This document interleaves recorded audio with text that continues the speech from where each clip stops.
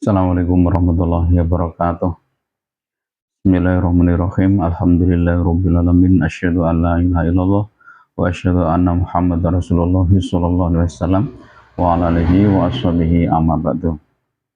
Kita baca kembali halaman 120 121. Bismillahirrahmanirrahim. Bab raf'is sauti fil masajid. Bab mengeraskan suara di dalam beberapa masjid.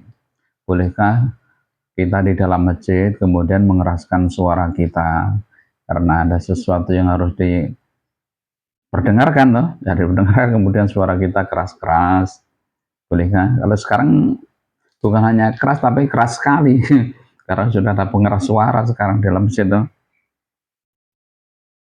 Hadatsana Ahmad qala hadatsana Ibnu Wahbin qala akhbarani Yunus Ibnu Yazid an Ibnu Syihabin qala hadatsani Abdullah Ibnu Ka'ab bin Malik.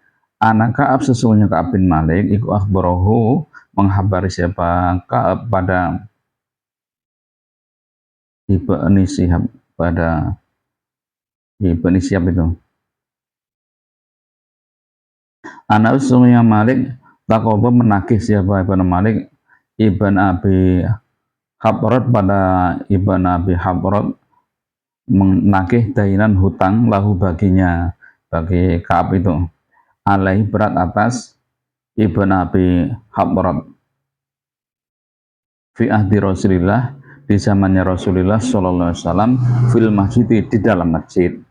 Faratafat, maka keras apa aswatuhuma, suara keduanya, hatta sehingga sami'aha, mendengarkan pada suara itu siapa Rasulullah sallallahu alaihi wasallam, bahwa sedangkan Nabi fi baiti, di dalam rumahnya, wa kharaja, maka keluar siapa Nabi, ilaihima, menemui keduanya, wa kharaja, maka keluar ilaihima, menemui keduanya siapa Rasulullah sallallahu alaihi wasallam, hatta sehingga kasyafa, membuka siapa Nabi, sakhfa hujurati, pada penutup atau korden itu mungkin ya, pada penutup kamarnya Nabi. Wanata, dan memanggil siapa Nabi, ya Ka'ab, Ka'ab. Kala, berkata Ka'ab, la baik ya Rasulullah, ye, kalau orang Makassar Bugis ye, orang Jawa nih dalam dalam itu kan dalam ya, dalam itu bahasa iya, tapi bahasa bahasa Jawa kuno lah Romo Inggil. Wasyarah, maka isyarah siapa Nabi biyadihi, dengan tangannya Nabi, an audi, agar meletakkan kamu Ka'ab, asyadara, pada separuh mindainika, dari hutangmu. Kala, berkata siapa Ka'ab, qad faltu, sungguh mengerjakan aku ya Rasulullah.